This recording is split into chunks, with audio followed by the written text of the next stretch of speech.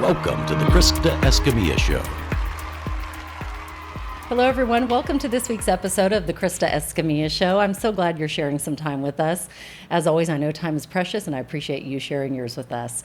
I want to start off by thanking our sponsors, Tapestry Hotel Midland, Rig ID Workwear, Midland Cap Company, and JoinCapClub.com. Thank you so much for letting us share the amazing stories of West Texans like Amanda Lopez. I'm so excited to hear Amanda's story and for you all to get to know her better. So, Amanda, thank you so much for being with us today. Yeah, thanks for having me. I'm very excited to be here. So I'm going to list off the official titles, Okay, right? sure. Official title, we'll start with number one. You are the Director of Therapeutic Services at High Sky Children's Ranch. Yes.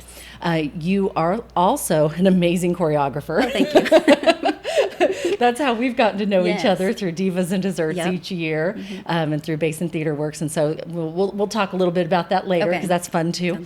And then a topic that I think is so important that we're going to dive into today. You are known as the Grief Therapist. Yes, And I so am. I will let you explain your story from the beginning and how you got to be the Grief Therapist. So thanks again for joining us. Yeah, thanks again for having me. I'm so excited. This is me excited. It kind of looks at me not excited as well. It's a small range there, but this The is me smile says excited. it all. Yeah. I know when you're smiling, Yes. it's that you're Yep. excited. Yep. So how much time do we have? We How have I all got the time here? in the world. That's the great thing about podcasting. You Yeah. literally can go 10 minutes, 20 minutes, 30 minutes, 40 minutes. So all the time you want. Okay. Let's start at the beginning. I really just want to know how you got into the line of work. And of course, West Texas, because I know that you have a lifelong history here in West Texas. Yeah. So. Okay. So similar to a lot of your guests I've listened to, it wasn't a direct route. Okay. I would say, like growing up, I always knew, being from the family I'm from, being from. Explain that. What does that mean? This is therapy. We're starting therapy right now. What does that mean, Amanda? So my parents are big helpers. They've always been helpers. We grew up very Catholic. I think that's part of it. But also, like, my dad's a civil rights attorney. So anytime we wanted to do, thinking about the future, like what we were going to be, what we were going to do, there was always but how are you going to help people?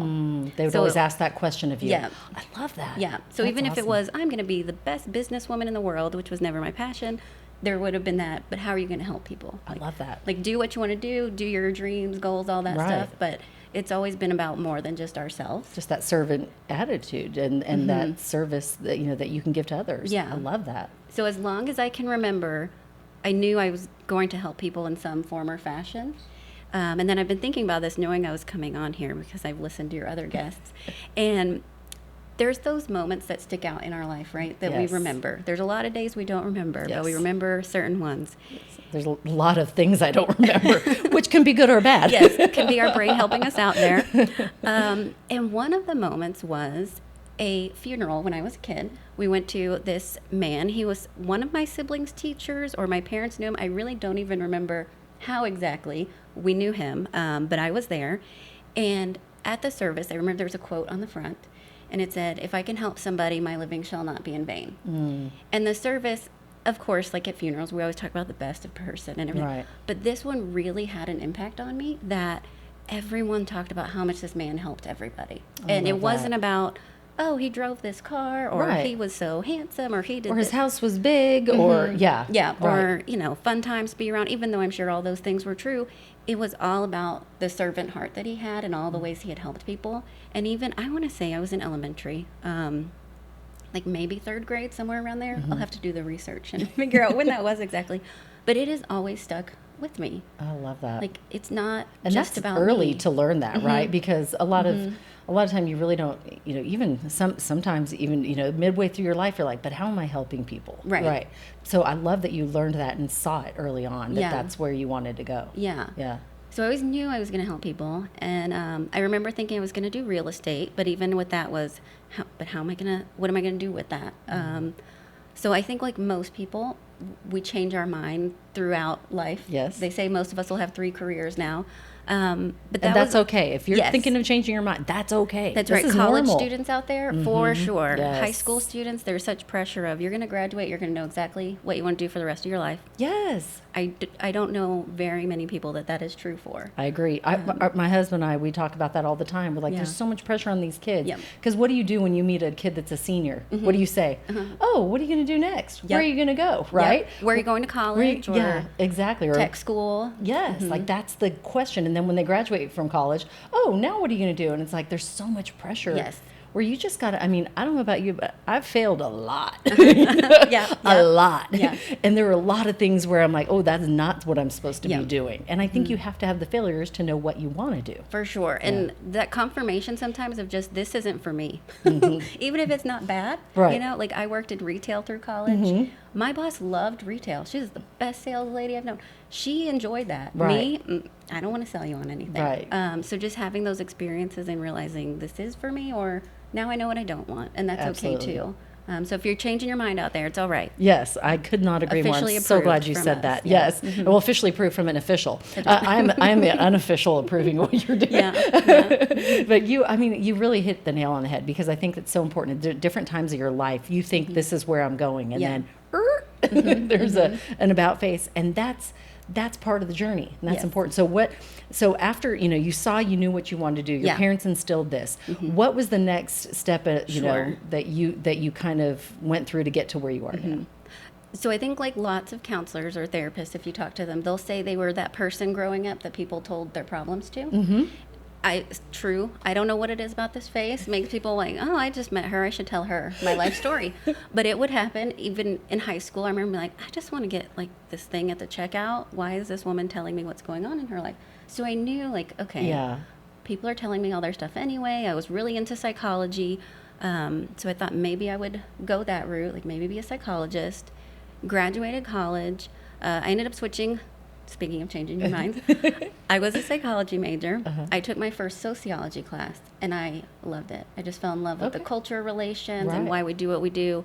It is psychology in a sense, but based on society. Right. So I thought, oh man, I'm still going to help people, but how exactly? This is cool. Yes. Right. So I graduated, and then I thought, I don't know if you remember this, the world is just waiting to give me this great job. Yeah. Like, well, I You're did like, it. I have that degree. Yes, I finished Don't college. they all want me now? Yeah, I finished college. Hello, world. I'm here. It's so funny. Yes, I do remember that. Yeah. And sending out the resumes and going, I sent out 100. How come I only heard back from 3? Yeah. Weren't they all ready for me to come work for them? So that's funny. Even with the sociology, psychology, I thought I'm going to do social services of some kind. It was always my dream job to work at CPS, actually, Child that's Protective awesome. Services. Don't know why. I just wanted to be that person helping. Right. Then, life happens. So I had graduated, was waiting around, got my social work job. I first worked at the food stamp office, which was my first social services job.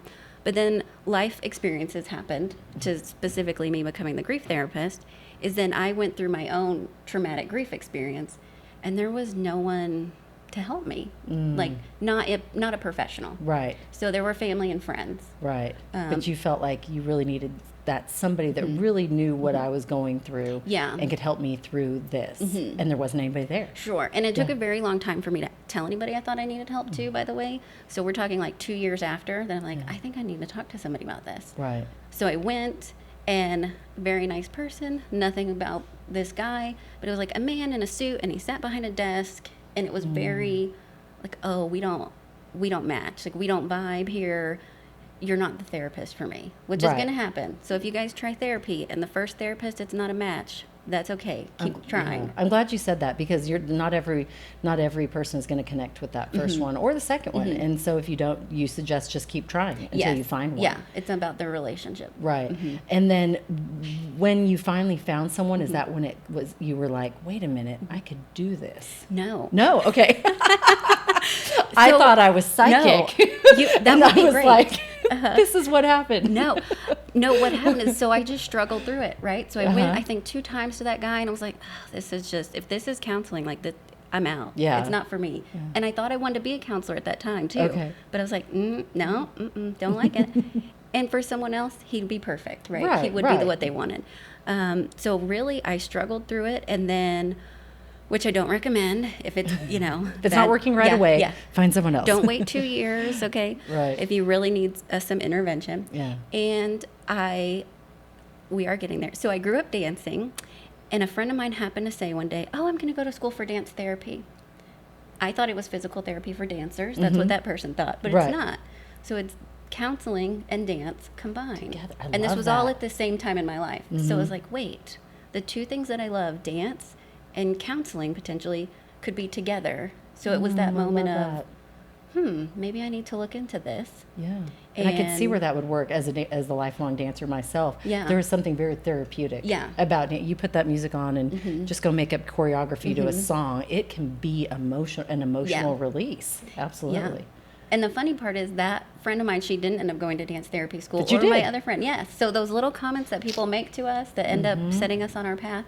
So I went to dance therapy school. I was like, okay, I'm going to be this awesome grief counselor, dance therapist, be the support that I didn't have at that time.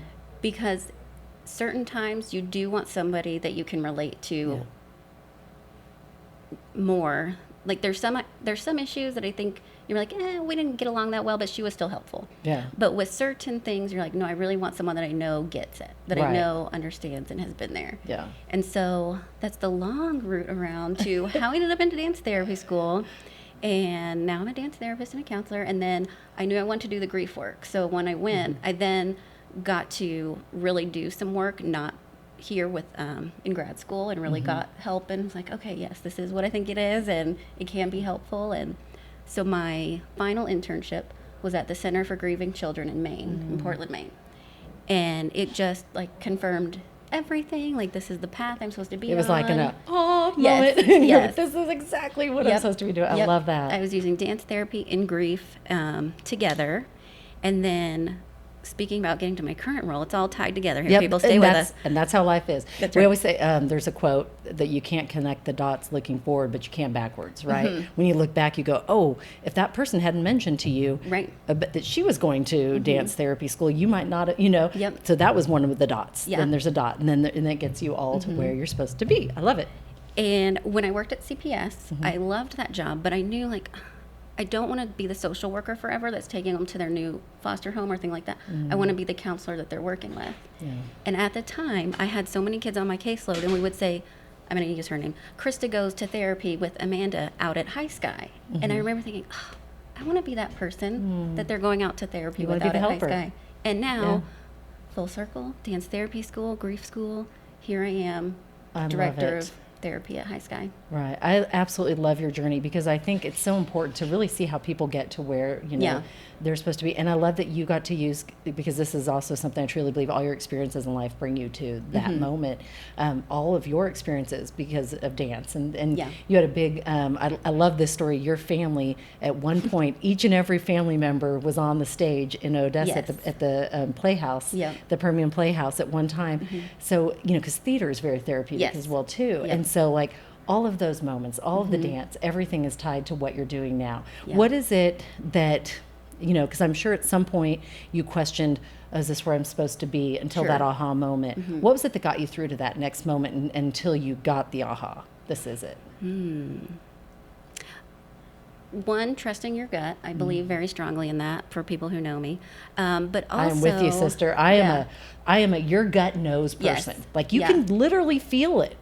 Like you can walk in a room and your gut flips, or your stomach, or whatever you want to call it, or digestion, or a bad burger. No, I'm kidding. So you can feel it, and you have to listen to that. And I wish I would have known that earlier in life. Your body receives that signal. It's like, this place is okay for me, or you know what, this person maybe. It might be the place is fine, but this person's not for me. That is so true. So I knew it, like, okay, yes, I've always wanted to help people, dance, grief. I knew that we as a society don't do a great job talking about grief. Yes. But what I will say is it was all those support people in my life. Because I think it can be very easy to say, I did it, right? In anything, right? Right. I became Krista Escamilla all on my own. But no. Right? Oh, gosh, no. There was a team of people and friends and family and strangers that lift you up and encourage you along the way and are part of the journey. Because I think about that, like my friend who, those passing comments that mean so much in our life, it could be good or bad. But when I told my friend I'm going to apply to dance therapy school, I have to go to this audition, I have to interview, and I was like, I hope I can do it. She's like, of course you can do it. Yeah. And I was like, oh, Thank you. which I'm not a low self-confident person, but in that moment, You needed to hear that. those people saying, of course you can do it.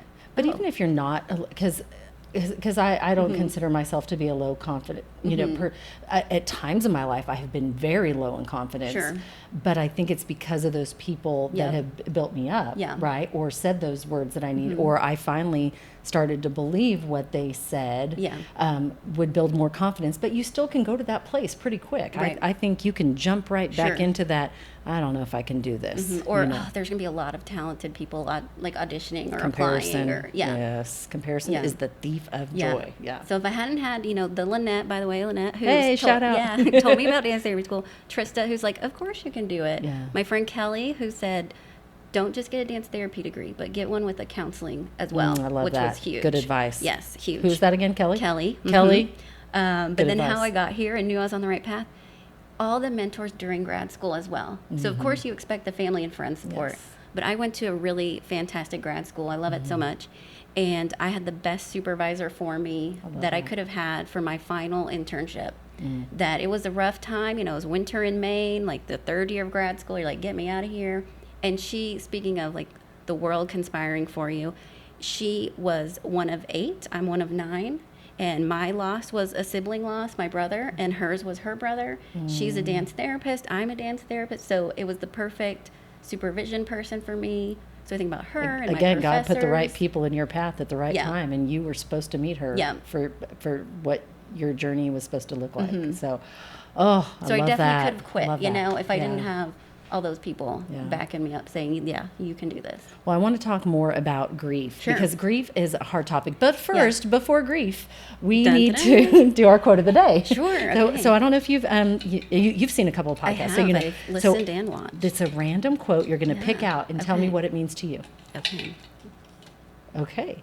Which card did you It get? says The fun card. I Okay. love that. All right. Live in the sunshine, swim the sea, drink the wild air. Ralph Waldo Emerson. Nice. What does that quote mean to you? Oh, man. Well, tied to fun and laughter and grief, it's all going to go together. Yes, I love that. I remember thinking when I was going to become a therapist that I wasn't going to get to laugh and be funny, Amanda, and like be my real, like I was going to be working. Because Amanda is funny. Thanks. She But- makes me laugh every year when we're together. I'm like, you're so funny. If you come to sessions with Yeah. me or like we work in a group, there's actually a lot of laughter and there's a lot Yes. of fun. And of course there's sad moments for sure. Right. But being able to like live in the sunshine, like I went through some dark stuff. So now I can embrace that sunshine and swim in the sea. And there's so much to the sea of grief. That's a very common metaphor and discussed with the Yes. grief process. And then drinking the wild air and being able to, I went through these tough times. So now I can enjoy all those things that much more. Which to me is hope for anyone who's going through grief right now. Yeah. And before because I do want to, I want to talk tips. I want to talk Sure. about things we can do if you're grieving right now. But do you have a favorite quote that you live by? I have so many.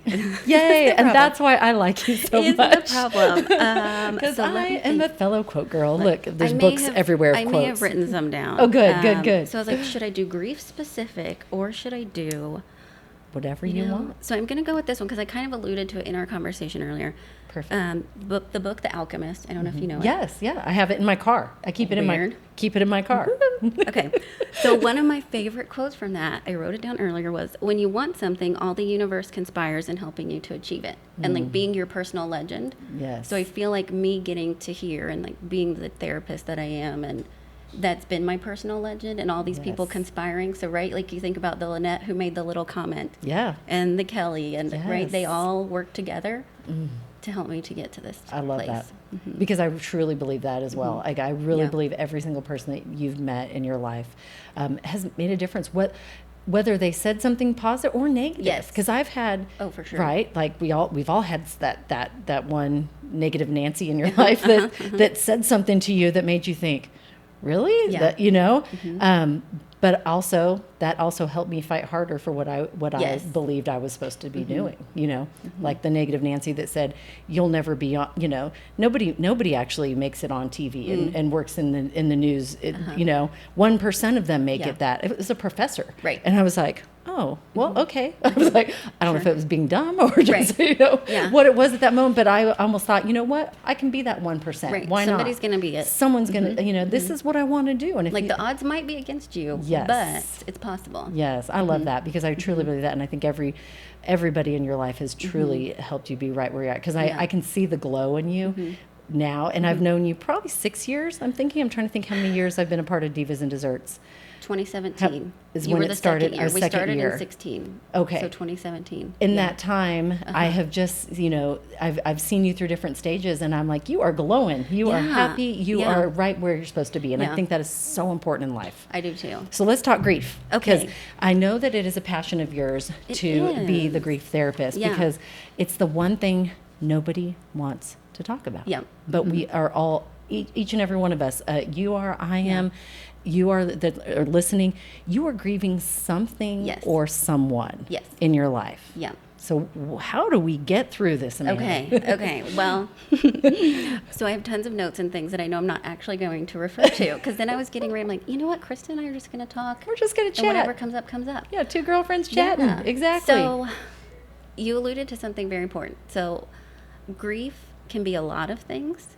And so many of us, we don't realize how much grief we have and loss that we have. So just starting with that piece, if you think about all the different losses we've had in our lifetime, it's huge, but we don't talk about it. So we tend to think of grief as like, oh, my grandma died, I'm sad. Right. But there's so much more to it than that. So it could be the grief of I left a school that I loved because my parents got transferred overseas. Well, that's my first loss, and not really mine, but I'm 5 years old, and that was my first loss, and now I had to say bye to my friends, my family, my dance studio I loved. So if you do people's grief timelines, ooh, there's a grief we can do one timeline? sometime. Yeah, we can do one sometime. Oh gosh, yeah. I hope you have a whole day. It'll Amanda, you need a whole day with me. Yeah, it will really surprise you. I didn't even realize that you could do a grief timeline to look back at the losses. Yeah. Yeah. So now I have this lens that I see the world through. I have a lot of them. I change them out, but I got my dance therapy lens and my trauma lens, and the grief lens is like, wow, how much loss have so many of us had? Right. And it maybe was some major losses, but it may be that cumulative grief, that cumulative loss of here's 100 things that have happened. Right. And we don't talk about them, we don't process them, they're going to catch up to us at some point. And a lot of ways we see it is through the body. Now, I am not a therapist. Sure. I took one psychology class in school, which I loved, by the way. I remember a term, and tell me if I'm wrong, it was called kitchen sinking. And you think of the dishes in your kitchen sink, and if they pile up to the top, what happens if you don't wash the dishes? They fall over and break. Yeah. Is that kind of similar to what you're talking about? Yes. If you don't deal with all the grief? Right. Yeah, I learned something. Look at that. Look at that. This pulling is that informational and fun. From 1991. Yes. So what'll happen, like, I can't think of a time that this has not happened, and all the clients and people I've talked to is they'll come into me, so say we're going to use that example of, oh, my grandma died and I'm having a hard time. So like, okay, well, let's talk about what other grief you have. No, this is it. This is the first. Right. This is the first loved one I've had die, or the first person I knew close of that. Okay, well, let's go back in time. Once people start talking like, oh, I didn't think about this, I didn't think about that, I didn't think of this one or that one, or sometimes it's maybe even periphery. So it didn't happen to me. I didn't really know the person, but it affected my life in some other way. So there's so many aspects of grief. There's the loss itself, right? And then there's the secondary losses that can happen too. So like, for example, at the Center for Grieving Children, we had a group for refugee and asylee kids. So they were come over here from other countries. And a lot of times you'd think the traditional part is like, oh, they lost a loved one. But a lot of the work that we did was around the secondary loss of now I'm in a new country, loss of language, loss of homeland, right? Loss of friends. So it might not be the one big thing that happened, but it's all these other losses as well that combine. So you'll hear it described as grief being an experience. Okay. Because it's very rare it's the one thing. And That makes sense, because I've heard both, like what you're talking about. I've never had any loss until, and they're, say my age, right? Sure. And then they finally had their first loss of a parent or of a loved one. But there were many losses before that. And then I've heard other people where they're like, I have lived a life of loss. Yes. Yeah. Right. At a young age, my parent passed. Sure. And then I had another loss. Are there different ways to cope with both, or is it the same coping skills and tips that you can share for both, or is it different? Is everyone different?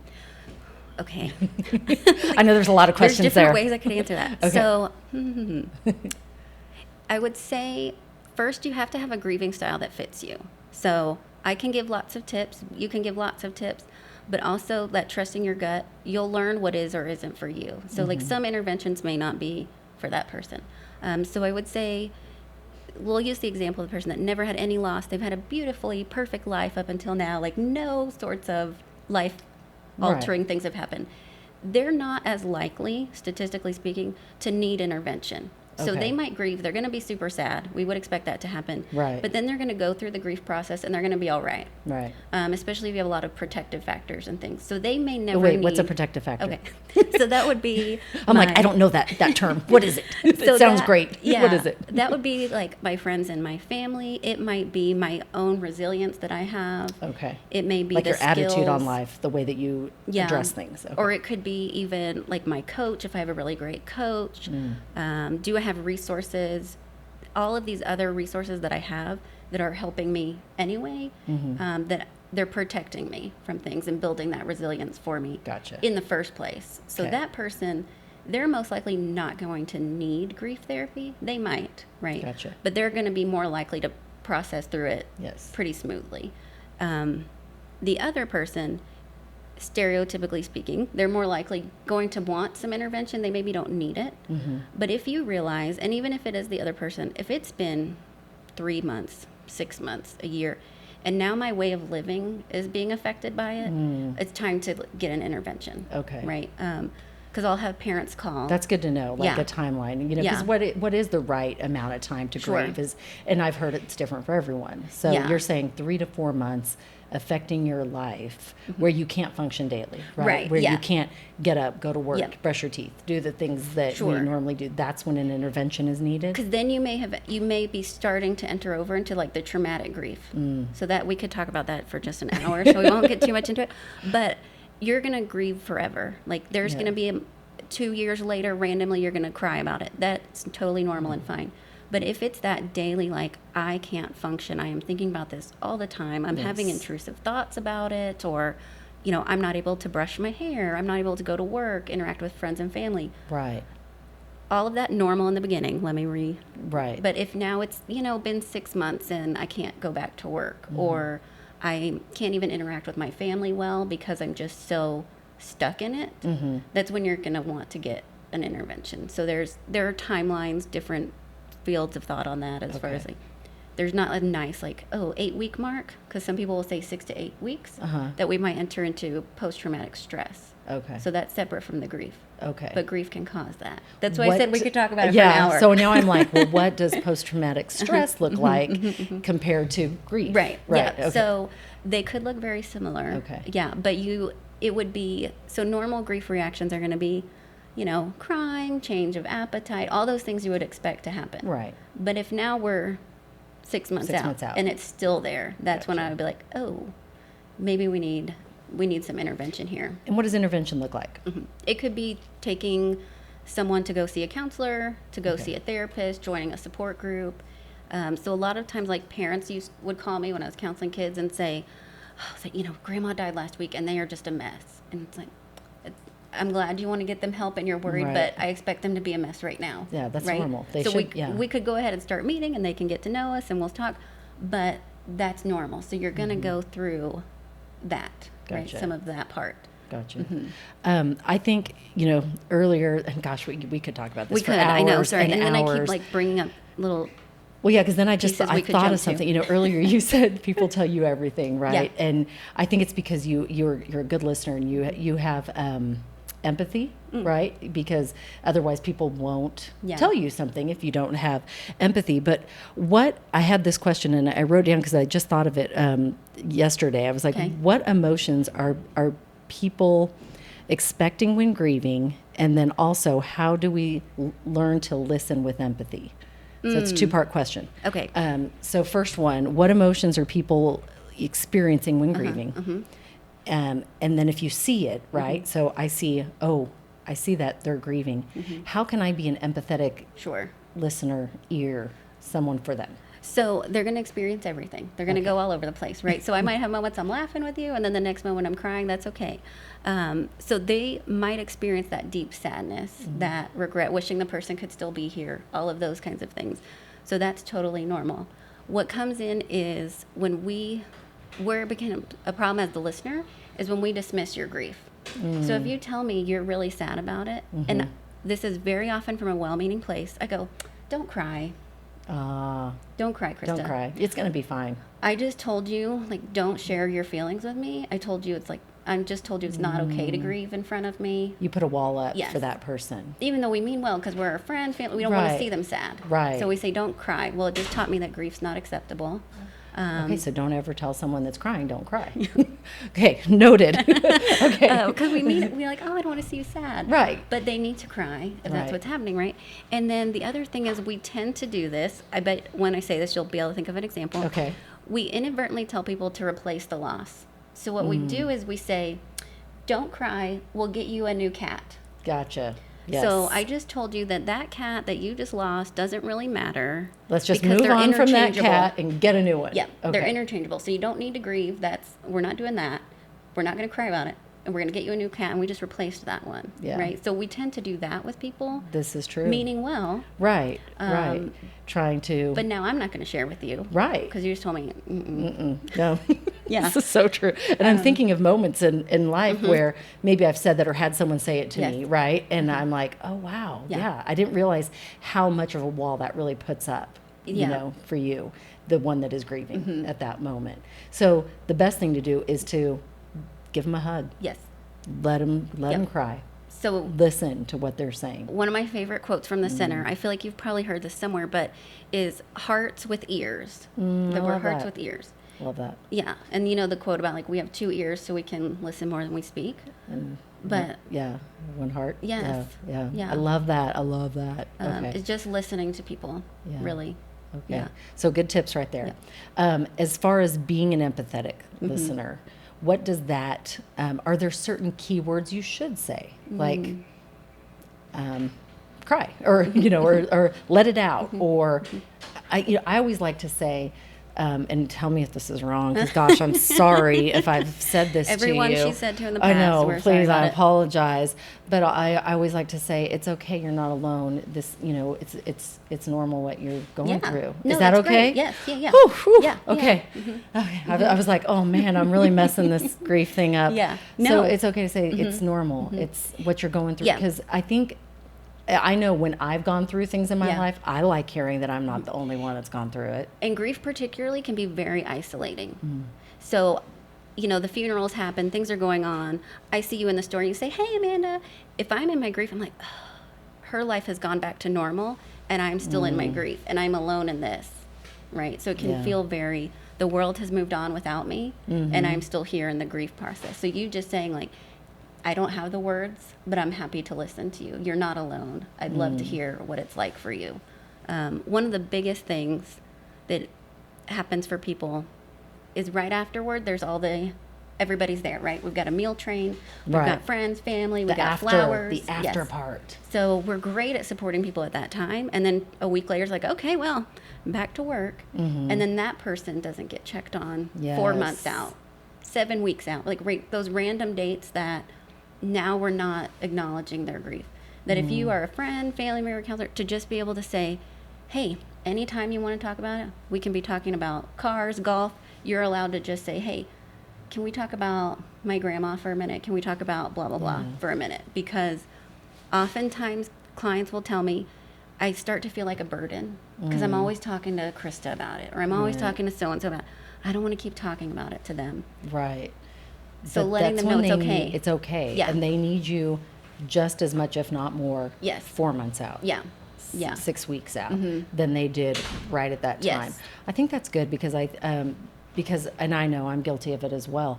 I think you're there in the moment, right? And you send the text, you Yes. pick up the Yeah. phone and call, or you send the flowers, but immediately after, Yeah. you go back to paying your bills and taking Yep. care of your kids, which is normal. I mean, that happens, Yeah. right? But you need to think, if I'm there for them now, I should be there for them in 6 weeks. And I Yes. need to remind them of that. And not I just the love big that. anniversaries. Yes. Because it's easy to remember, right? Oh, it's the year mark. Facebook reminded me. Yeah. Right? Or I know it's Yes. their first Christmas or their birthday. We're really great at Yes. thinking of those people during that time, which is true. awesome. And they do need the That's support true. at that time. But even like the week leading up to those big events, oftentimes is a lot harder for people than the event itself. Yes. But it's that anticipation of, oh, it's the year of their loss date, right? Yes. That week ahead of time, that's really rough for people, and a lot of times after. So Okay. they make it through the day that there's like so much anticipation of, like, Yes. what am I going to do on that day? And it's like, oh, okay, it wasn't as bad as I thought. Right. But now Do you have a after- suggestion for those days though? Like that they should do on, so say Yeah. you're grieving the loss of your loved one Yeah. on that day. What should you do that day to honor, to celebrate, to focus on that grief or, Yeah. or to honor that grief, I would Sure. say. I would say do what feels right for you. Okay.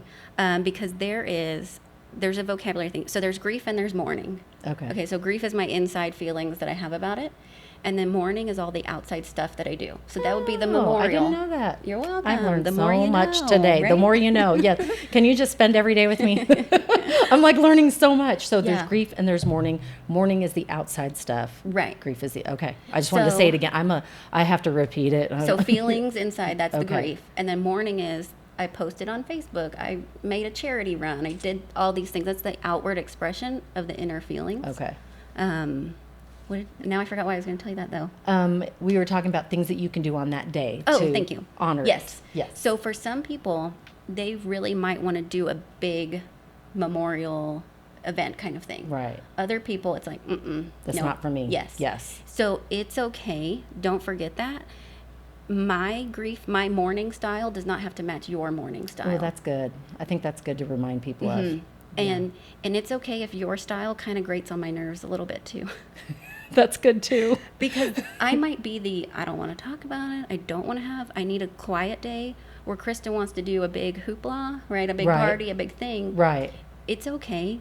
That might kind of get on my nerves. Right. Right. And that's okay too. Yes, because but your that's mourning, how they want to do it. yes, yours doesn't match mine. Yes. I think that's so important, not just in mourning, in life. Yes, Like- and families. And families, because everybody. Sure. Lately, my like one quote that stands out to me is like, don't have expectations of others of how that they're going to respond how you would Yes. respond to things. Yes. Right. Yeah. And so I don't have any expectations. I'm Yeah. like, and my husband is so good at this. He always says, "Hey, you be you."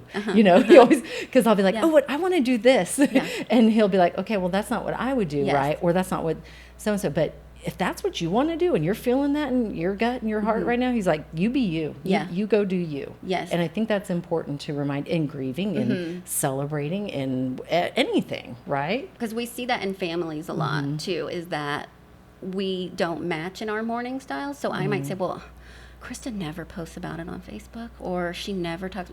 She's just not dealing with it well. Right. But Where that's you just might how- be doing great, Yeah. right? You're doing all this work inside and maybe even working with a counselor, but it's easy for me to put my style onto you. Right, to judge and say, this is how I would deal with it if I was going through that, Yeah. right? Yeah. Oh, that's so good. So many good I know. things. So I don't love forget this. to check on your people. Yes, I know check that's on your one. people. So I'm Yeah. sitting here today in Midland, Texas with Right. Amanda Lopez. She is the grief therapist. She is also the director of therapeutic services at High Sky Children's Ranch, which is an amazing nonprofit in our Yes. area. And we'll talk more about that in a minute. But first, it's time for question of the day, okay. Amanda. Okay, so pick out a card, any card. I just want to name for the listeners, I definitely have not answered your questions a few times. because I like get excited and off on tangents. I'm like, I just think I might have done the political answer and didn't answer that. I think you've answered Okay, them good. all. All right. Yeah, and if anything comes back up, no, I think you've done awesome. Okay. There's so much to talk about There on this is. subject. There really is. And I am not a pro, right? You are, and so I think whatever you're saying is exactly what we need to hear. Somebody out there needs to hear that. Absolutely, absolutely. Okay, what's your question? Okay. You got the unique card. Wait, I love that. Yeah, go ahead and read it. How do you set goals? And then it says in parentheses, the process. Oh yeah. Oh, I'd love to know that. How do you set goals and the process of it? I will say I am somebody that thinks about things in the background for a long time. And I don't even realize it sometimes. It's like marinating back there doing its thing. And then one day I might be like, Krista, I'm going to run a 5K. I'm like, you've never talked about running before, right? Like, are you sure? Well, let's do it. And I Yes. would say, well, let's do it, Amanda. Yes. So I tend to be one of those people that thinks about things for a long time. Okay. But then once I decided, like, that's what I'm going to do, then I'm going to do it. Okay. So I will admit that goal setting is not my strong suit. Well, follow through is what I'll Okay. say. I have tons of goals, tons of opportunities, like tons of projects I want to do.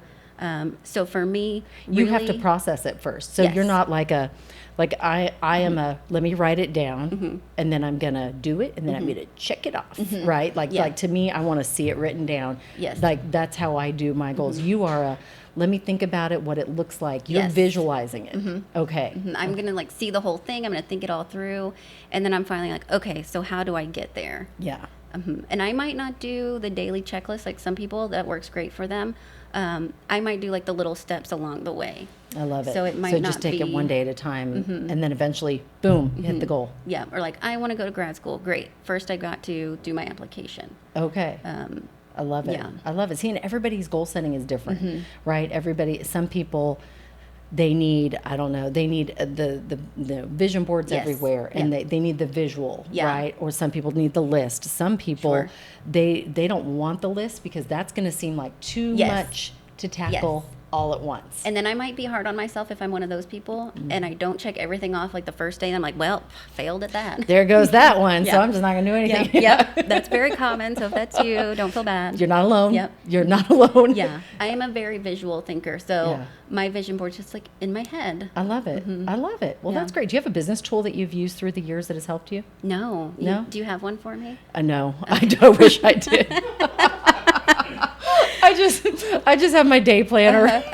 That's my great tool. Yeah, yeah. It's not even I really do, a tool. I do love an old school planner, even though Don't there's you? apps. Aren't they Yeah. the best? Yeah, there are Oh. some great goal setting apps, though. If you are Really? someone that needs that little good job, you did it. There's a bunch out there. I don't know a specific one that Okay. I love, but some people need that. Like, hey, Right. you drink your 64 ounces of water. Good job, and you Check, get a little. and they give you a little high five. You hit your Yes. goal or something. Because then Yeah. we trick our brain into, I am succeeding. I am doing a good Yeah, job, keep and then going. it's easier to do the next one.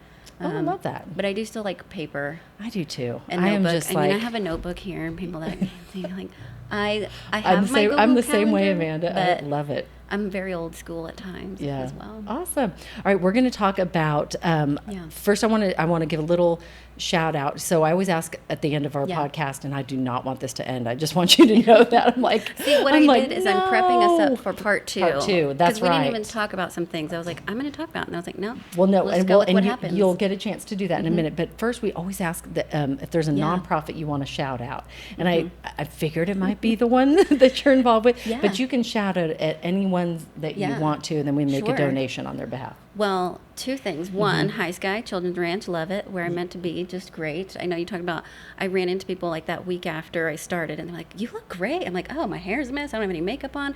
I was like, it's the new job glow. That's what it Yes. is. It's this Yes. new, like, being where I'm supposed to be, creating a healthy Love it. environment glow. So, of course, High Sky Children's Ranch, great.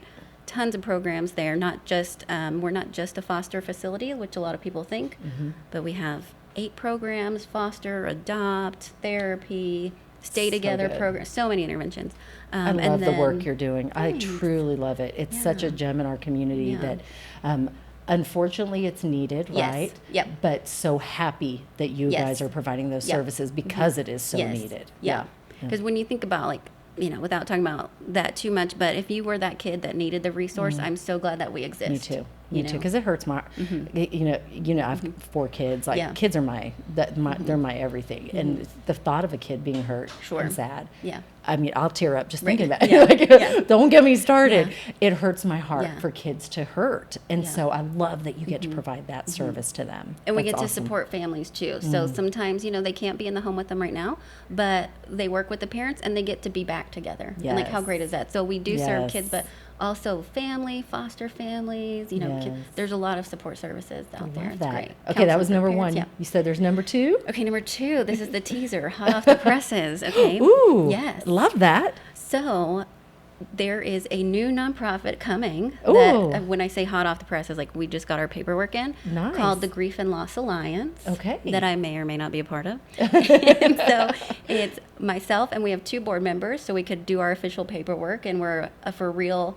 nonprofit now. I love it. That's fantastic. Speaking of vision board, I have the whole big vision of where we're going. Yes, I love it. But yeah, so we have started. And what is the goal of this new nonprofit? Sure. So the goal is, if all the listeners are bored at home. No, they're not. Check out. They have learned so much. I know I have. So if I have, I know you have too. If you check out the Center for Grieving Children in Portland, Maine, which I love so much, Rays of Hope here in Midland is great too. Yes. I just know the center very well and was there for a year, and so I love it.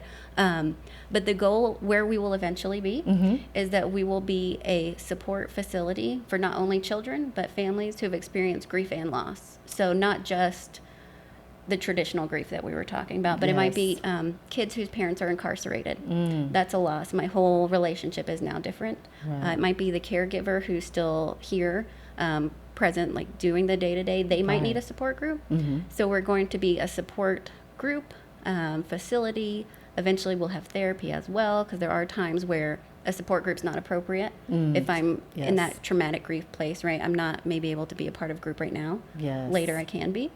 So we will have a big building and be a place one day. Like, I know it. Yes, I know of course where you are. going. We're speaking it, speaking life into it right now. It's going to happen. I believe it's going to happen. That is incredible. We started a couple years ago and then took a little break, and then COVID happened.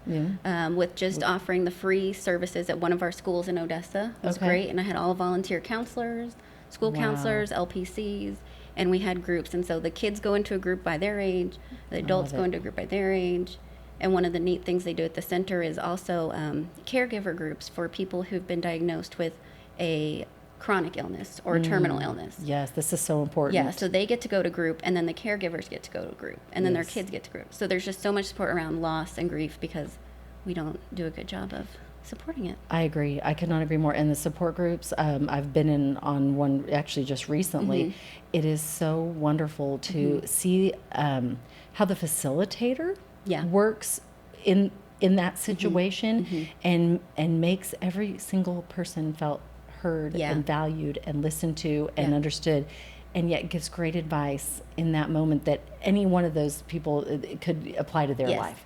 And I love group. That's that's a whole podcast discussion. Okay, that's next time. That's next time, group therapy. I love that. Well, congratulations. I'm so excited for you, and I can't wait to see it blossom and see it bloom and become all that I know it's going to be, that your vision come true. That is fantastic. As we come to the end, I always do something called favorite things, and I just throw some things, and it's just kind of like first thing that comes into your mind. Okay, so here we go. Favorite book? I'm going to say The Alchemist now because it's on my brain, but I know I have tons. It is good. But that's the easy go-to one. And if you haven't read it, you really should. It is so good. Okay, favorite podcast? Well, there's 2. The Krista Escamilla Show. Oh, thank you. You don't have to say that, but keep going. And one of my siblings has a podcast I was telling Krista about earlier. It's called Monster Movie Fun Time Go. And it's all about monster movies specifically. And Godzilla, and it's really interesting.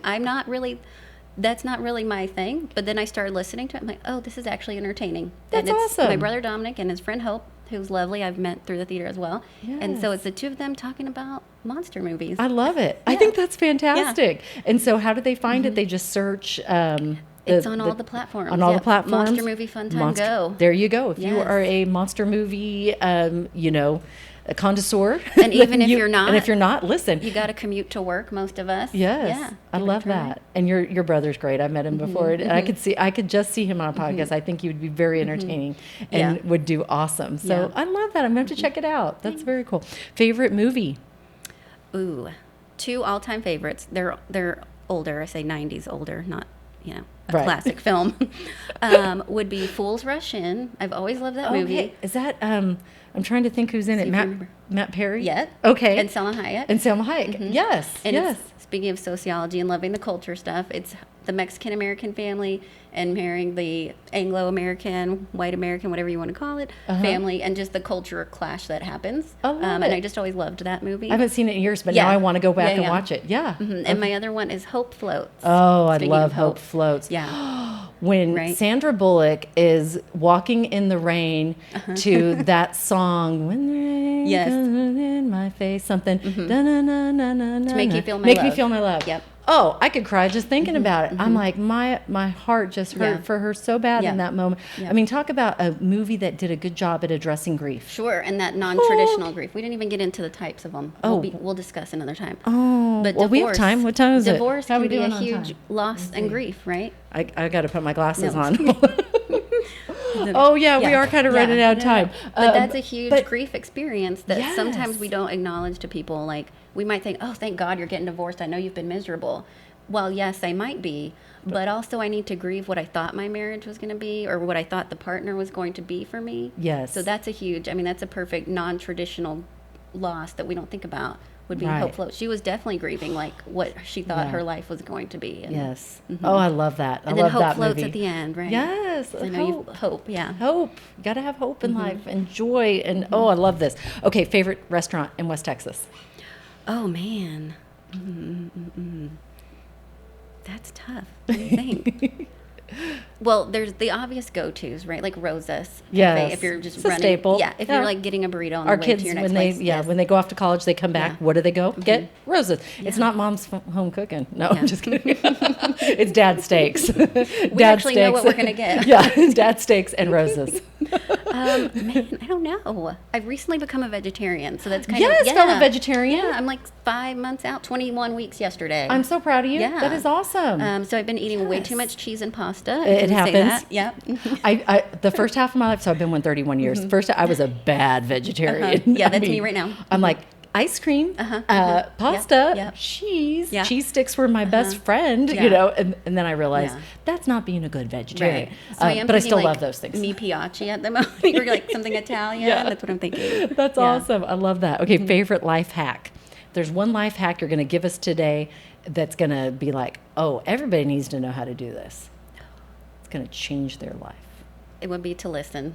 To listen. Oh, that's so good. Oh, I thought you were gonna like give us a dance step move No, or something. Like I'm no. like, okay, when you're doing your pas de bourrée. No, I'm kidding. No, 'cause what's funny is, well, we could talk about that. I've been wanting to Jazz discuss this hands. with you, Krista. I'm glad you brought it up. I probably need a life hack on stage. Yeah. Yeah. No, Oh my gosh. the funny thing love about being that. a counselor is people assume I talk a lot. And if you're hearing me on this podcast, you would think that's true. But actually, no, in session, I might say 4 words, honestly. It's just about listening. Listening. What makes a good counselor or therapist? In your Well, opinion? Besides I think listening, you have to be like me, is what it is. to be just like Amanda. You know what I think helps, honestly, is I'm an introvert. Okay. And I've always been a quiet person. Once I get to know you, no. So I can honestly listen for 50 minutes to somebody. It's some people that would be very hard for. Yeah. They would want to be talking the whole time and giving advice the whole time. But if I, as your client, didn't ask you for advice, I don't want to hear it. I Yeah. want you to listen to That's me, true. right? That's Like I want you to true. listen. Yes. So just listening, because everybody deserves somebody to listen to them. Love I it. think. Good life hack. Favorite memory in West Texas? Oh my gosh. Wow. I do love it here, even though I've left and come back many times because of all the people here, right? Just brings you back. It brings you back. It's a great place to live. Favorite West Texas memory. Oh God, that's so. And I even heard you ask somebody else this on yesterday. I was like, she's not going to ask me that. Man, I would say I'm going to make it kind of a group of memories. Okay. But that would be any time creating art or dance yes. with people, because there's something about like us doing a silly show like Divas and Desserts. Which is so much fun. Please come watch in Yeah. October. It's going to be amazing at the Wagner Yeah. Noel. Just thought I'd put a plug Yeah. in there. It's the rehearsal time, Yes. the creating, the laughing, the fun. Like the performance is great, but it's the process that we go through I that agree. really, that's the fun part. So if I kind of just took like a snapshot of all the dance team, dance studio, things that I did in my life, all those moments creating something with other people. That's I great. think that would be it. You're doing some big things, and I think it's fantastic, and I wish you continued success in your nonprofit, in the work you're doing with High Sky, the Grief Therapist. If you have any questions, if you would like to reach out to Amanda, I'm sure she would respond to you. You want them to do that through the website? That would be great. Okay, fantastic. That was fun, Amanda. Yeah. I don't want it to end. Me But I'm either. like, I know you have to go about your day. Yeah. Otherwise, we could sit here I and mean, talk. I do have to work. Some people have to. We got to work. Yeah. We got to do the work thing. Yeah. But you know what? The work you're doing is such important work that I bet it doesn't even feel like work, No. does it? I was going to say, when you're doing what you love to do, Yeah. it's not even work. And No. I can't stress that enough for kids that are Yes. thinking about what they want to do, for adults that, because it's okay to change what you're doing Yep. midway through For life, sure. or not even midway, quarter way through. Yep. So I love that. Thank you so much Yeah, for sharing your thanks for time today. having This me. was so much fun. Yeah. And I want to thank all of you for listening and joining us today. Remember to be a good listener. I'm trying to think of all the things. Don't tell someone, don't cry when they're crying. And most important, you've got to do what's right for you. You've got to, if something's not working, listen to your gut. Those were 3 big Yeah. takeaways that I really, want all of our listeners to take away from today. But I would love to have you back another day. So thank you. And thank you for our sponsors. Cannot thank you enough. Tapestry Hotel Midland, Rig ID Workwear, Midland Cap Company, and JoinCapClub.com. Support those local vendors however you see fit. We are all in this together. Help each other out, because that's what makes the world a better place, is when we help each other.